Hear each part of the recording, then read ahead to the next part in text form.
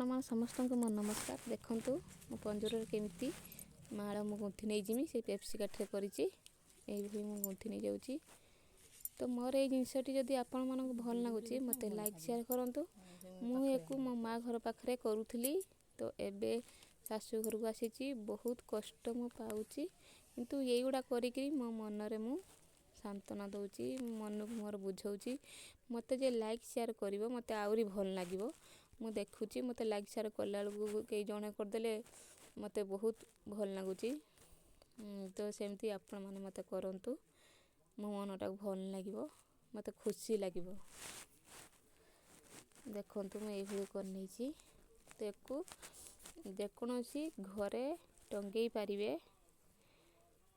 ବ୍ରତଘର ବାହାଘର ଏଇଗୁଡ଼ା ବି ଟଙ୍ଗେଇ ପାରିବେ କରିକିରି।